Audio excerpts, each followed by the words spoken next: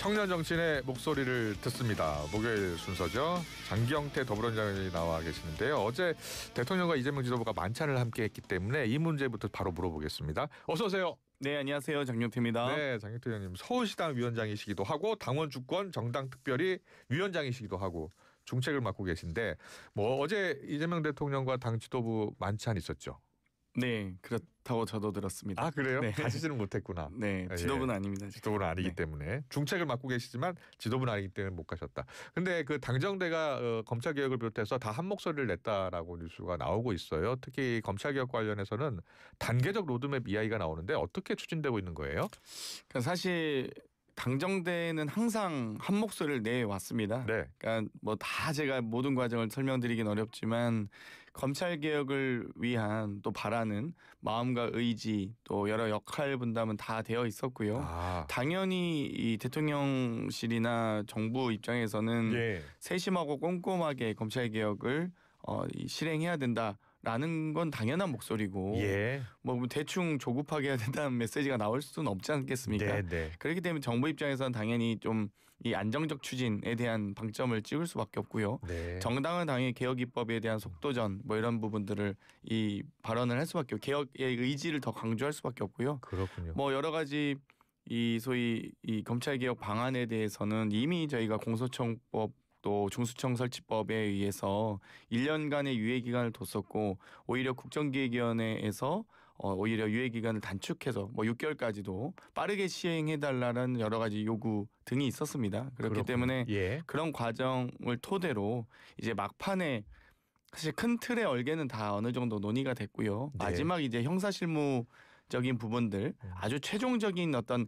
결단의 순간이 남아있는 것이었지 이미 이 검찰 개혁안은 많은 학계에서도 전문가들 사이에서도 이미 실무선에서도 상당히 많이 이 여러 가지 안이 나와 있기 때문에 그렇군요. 결정만 남아 있었다는 말씀을 다시 한번 드리고 싶습니다. 알겠습니다. 그러면 이제 추석 전에는 정부조직법이 이제 통과가 되는 거예요?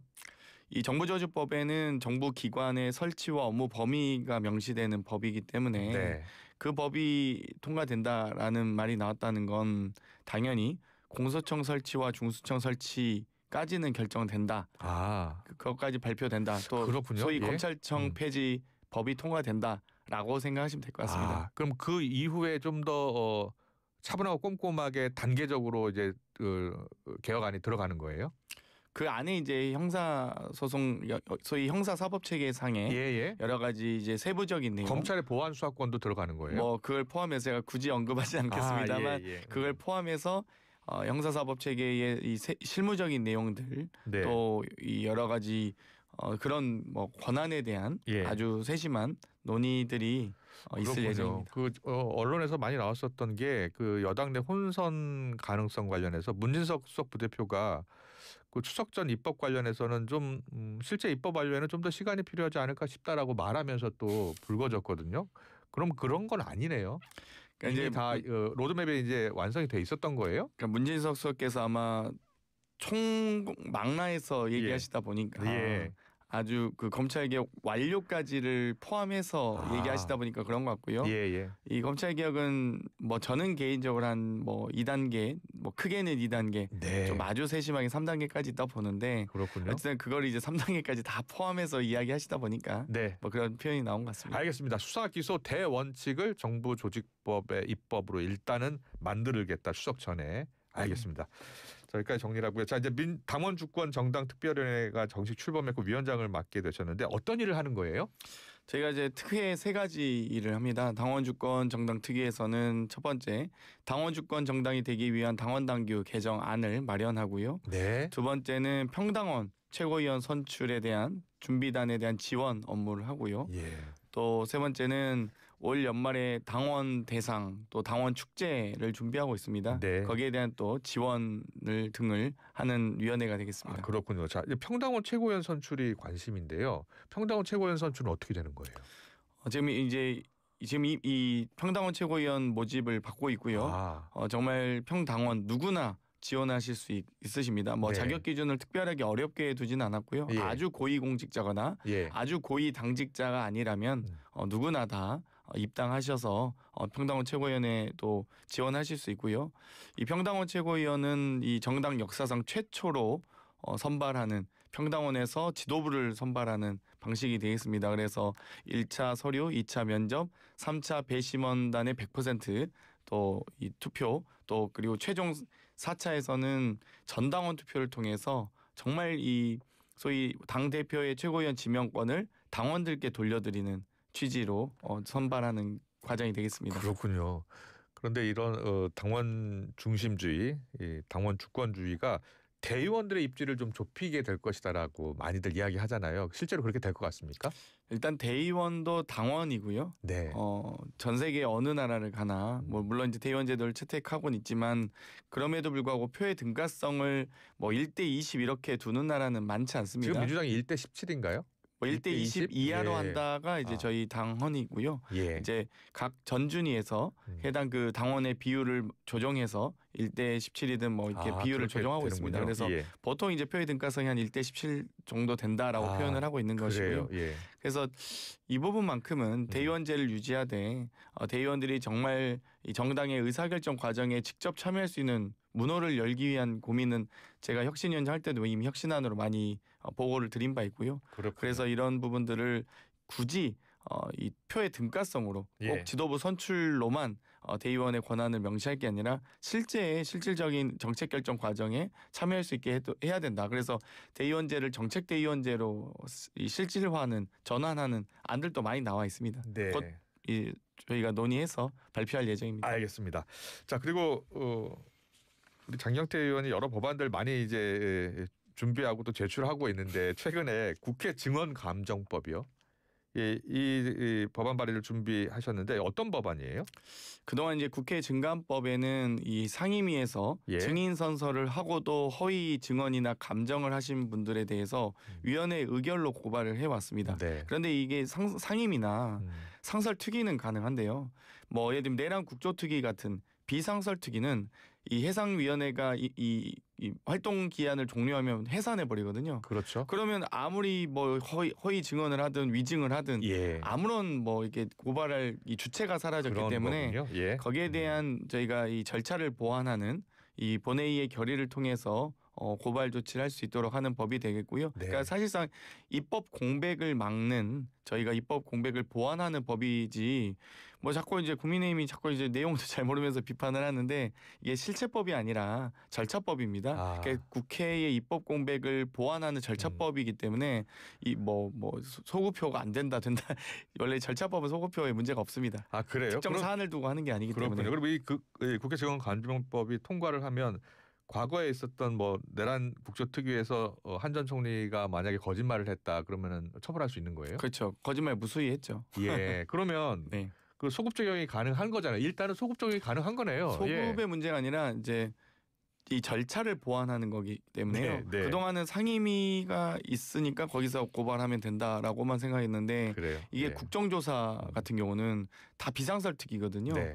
그럼 국정조사에서 그러면 증인 선서는 했는데 뭐 이 허위 증언이나 위증해도 되느냐 예. 뭐 이런 것에 대해서는 이제 그래요. 보완이 안 돼 있었습니다. 그래서 이번 기회에 절차를 좀 이렇게 보완했다라고 네. 말씀드릴 수 알겠습니다. 있고요. 실체법이 아닙니다. 그러니까 특정 사안에 대해서 저희가 이 논의를 하는 게 아닙니다. 예, 그래요. 알겠습니다. 그래서 한덕수 전 총리 이야기 나왔으니까 지금 6시간 피의자 조사를 받았고요. 내일 또 추가 소환을 할 예정입니다.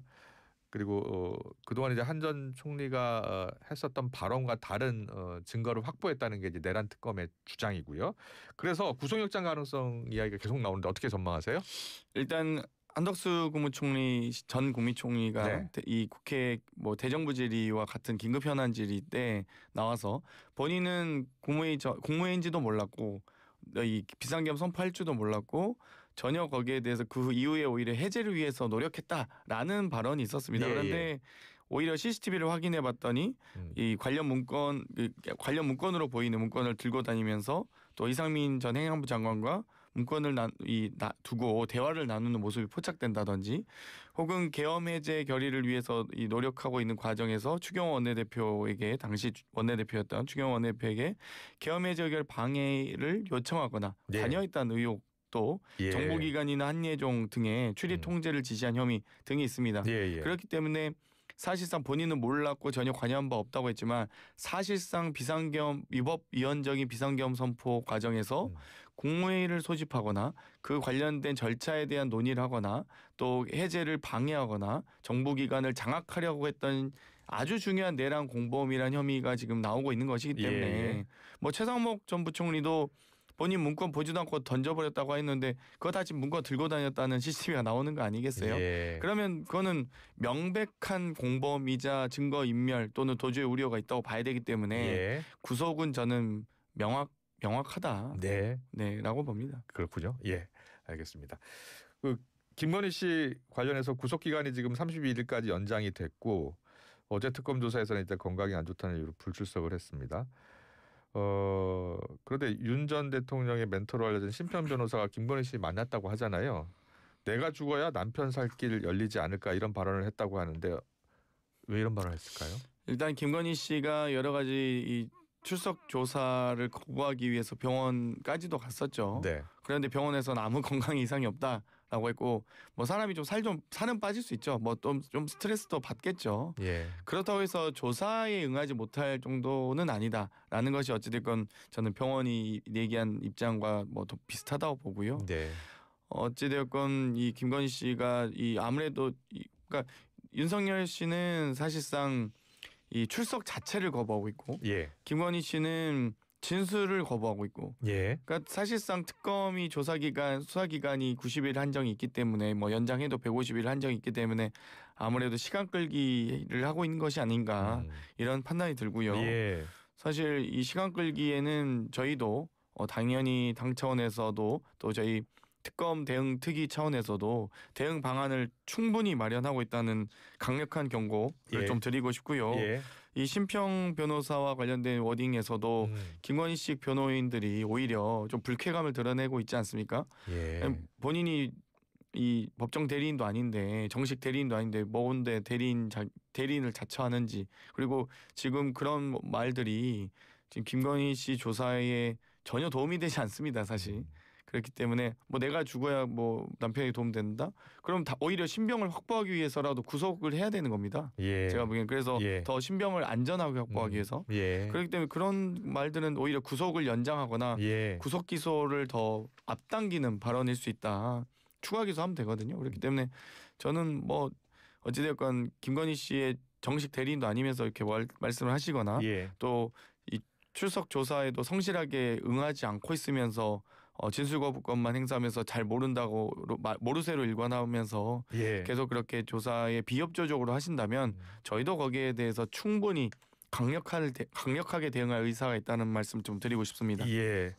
지금 건진법사 전성배 씨 지금 영장 심사 받아야 하는데 포기를 했다는 지금 소식이 들어와 있네요. 뭐 나 때문에 여러 사람들이 고초 겪는 상황을 견딜 수 없었다. 뭐 이런 등의 입장을 밝힌 것 같습니다. 영장 심사 포기 소식이 지금 전해졌는데 어떻게 보세요? 예. 지금 건진법사 같은 경우는 영장 실질 심사를 포기하는 정도에서 끝날 게 아니고요. 예. 지금 소위 관봉권에 대한 띠지와 스티커가 분실했다는 거 아닙니까? 예. 뭐 남부지검의 입장에 따르면. 네. 근데 이거는 제가 보기엔 검사 파면에 이를 만한 중한 사안입니다. 예. 그러니까 그 관봉권 띠지와 스티커에는 이 관봉권이라고 하면 한국은행이 취급하는 지폐 아니겠습니까? 예. 일반인은 볼 수가 없는 화폐입니다. 그런데 해당 이 화폐 그 띠지와 스티커에는 이 출납 일자와 또 출납에 관여한 직원 또 사용 장비까지도 명시가 되게 되어 있습니다. 예. 그런데 이 아주 결정적 증거를 분실했다? 그건 사실상 증거를 인멸한 것이겠죠. 예. 해당 직원이 실수했다. 그리고 심지어 이 관봉권을 고무줄에 묶어 있었다고 하는 것 자체가 아주 결정적 증거이자 단서인데 이걸 뭐 돈을 세기 위해서 했겠습니까? 뭐 딱 몇 억씩 묶음으로 돼 있을 텐데요. 몇 천만 원씩 묶음으로 돼 있는 관봉권을 잃어버렸기 때문에 저는 뭐 건진법사가 본인도 이거 자체는 지금 오히려 법원에서 이야기하는 것 자체가 법원의 진술이 또 증거로 더 남기 때문에 할 말이 없어도 입이 10개라도 할 말이 없었다고 봅니다. 예. 지금 민주당의 윤 전 대통령이 속옷 차림으로 저항했던 그 1차 체포시도 당시에 구치소 CCTV 영상을 확보하려고 하고 있잖아요. 다음 법사위에 자료가 제출이 될까요? 어떻게 보세요? 저희가 이 구치소 서울구치소 항의 방문을 두 차례에 걸쳐서 했는데요. 1차는 접견 기록. 그래서 그 접견 기록이 매우 특혜가 많았던 정말 아침부터 저녁 정식 접견 시간 이후에 9시, 8시, 뭐 7시, 8시, 9시까지도 이루어졌던 것도 확인했고요. 예. 하루에 기본 7, 8번에서 39회까지도 발견을 했습니다. 그런데 2차 접견 과정에서는 이 강제 구인을 거부했던 CCTV 요구를 했는데 예. 계속 그 당시 소장이 거부했었고 예. 알고 봤더니 그 해당 지금 소장이 저희도 뭐 너무 궁금한 게 많았거든요. 왜냐면 외부 음식물도 반입이 금지되어 있는데 아침 9시부터 6시까지 접견을 했다는 얘기는 예. 과연 다 굶고 했을 뿐이 아니시거든요. 윤석열 씨는. 그래서 이상하다 했는데 결국 휴대폰까지 반입한 의혹이 있다는 거 아니겠습니까? 예. 그래서 결국 CCTV를 보여주지 않았구나라는 생각이 들었고 2차 방문 당시에 이 해당 강제구인 과정에 참여했던 교도관들의 증언을 들어보면 엉덩방을 찍거나 이런 상황은 없었다는 겁니다. 본인이 드러눕고 본인이 애가 떼쓰듯 발길질하고 뭐 그랬다는 거기 때문에 어쨌든 그 해당 CCTV를 저희가 확보할 예정이고요. 다음 법사위에서 증거로 이 자료 요구를 의결할 예정입니다. 그래요. 그러면 우리가 그동안 우리의 언론에 알려진 새로운 내용도 포함이 될 수 있겠네요. 정말 이해가 안 가는 게 그 윤석열 측의 대리인이 예. 김계리 변호사마저도 CCTV 공개해달라는 거 아니겠습니까? 저희도 요구해달라고 그쪽 변호인도 요구해달라고 하는데 교도소가 그 구치소가 왜 공개를 안 했을까라고 생각해 보면 지금 돌이켜서 생각해 보면 그냥 엉덩방아 문제가 아니라 예. 휴대폰 반입과 외부 음식물 반입 아닐까 이런 생각이 듭니다. 아마 그 부분은 구치소장과 교도관들이 형집행법 위반이거든요. 예. 명백한. 그렇기 때문에 아마 법적 처벌받지 않을까 싶습니다. 그 부분은. 예.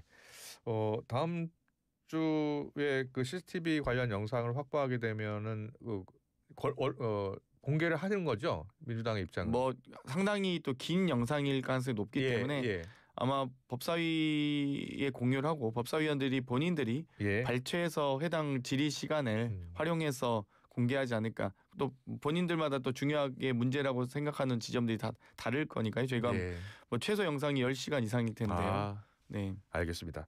그리고 윤 전 대통령 변호인단이 특검 관계자들을 검찰에 고발을 했네요. 구치소에 체포를 시도할 때 독직 폭행, 권한을 넘어서 폭행을 저질렀다는 주장이에요. 그러니까 이제 그 구치소장도 저희한테 답변하는 과정에서 이 해당 CCTV 영상을 개인정보보호법 등을 이유로 공개하지 못하겠다고 해서 저희 특위위원들 다 법조인들입니다. 대부분 저만 빼고 거의. 근데 사실 저희가 이 수용자의 수감시설 내의 개인 생활을 저희가 보겠다는 게 아니고요.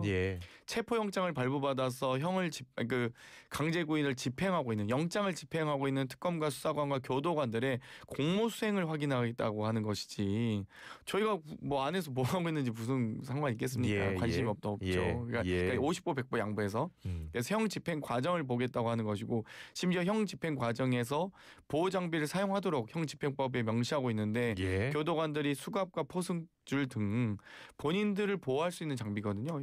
이 여러 재소자들이 난동을 부리는 것을 막기 위한 오히려 교도관들의 형 집행을 보호하기 위한 장비임에도 불구하고 이 적극적으로 집행하지 않았다면 아마 구치소장이 그 지시를 했다면 그런 부분들 다 밝혀져야 될 문제입니다. 그래서 고발을 할 상황이 아니라 오히려 고발을 한다면 왜 우리 윤석열 씨를 강제구인 과정에서 보호하지 않았는지 김현욱 구치소장을 고발하셔야죠. 특검팀을 고발할 게 아니라 이 강제구인자를 그러니까 소위 피의자를 이 보호하지 않았다는 걸 구치소장을 상대로 고발하셔야지 특검은 적극적으로 보호한 거죠. 제가 보기엔. 네. 마지막 질문이 될 것 같은데 국민의힘에 대한 특검팀의 압수수색 영장 20일 어제 기한이 만료가 됐거든요. 국민의힘은 강하게 반발하고 있고요. 어떻게 보고 계세요? 저는 이제 이미 국민의힘이 신천지 당임을 스스로 인정하고 있는 꼴이 아닌가 싶습니다. 그러니까 지금 홍준표 전 시장께서도 아니 39만 명이었던 당원이 갑자기 한두 달 사이에 59만 명이 됐다는 거군요. 그러면 정당의 당원이 그렇게 막 뭐 거의 1.6배 이렇게 급격히 증가하고 20만 명이 도대체 어디서 나겠습니까? 한 도시가 하나 생긴 것과 같은데요. 그렇기 때문에 저도 제가 봐도 여러 특정 정치 세력의 개입이 의심이 됩니다만 예. 그러면 그 해당 전체 당원 명부를 달라는 게 아니라 대선 기간에 급격히 입당하는 그 해당 인원을 이 해당 인원만큼만 그리고 그 해당 인원과 신천지 이 신도 명부만 비교 대조하겠다는 거거든요. 전체 명부가 필요하지 않습니다. 그 전에 입당한 사람 필요도 없고. 예. 근데 그 해당 인원만 보겠다는 건데 그걸 거부한다? 그러면 결국엔 도둑이 제발자린 정말 많은 기독교인들께서 정말 규탄하셔야 된다 봅니다. 네, 알겠습니다. 청년 정치인의 목소리 들어봤습니다. 장경태 더불어민주당 의원과 함께했습니다. 잘 들었습니다. 감사합니다. 수고하셨습니다.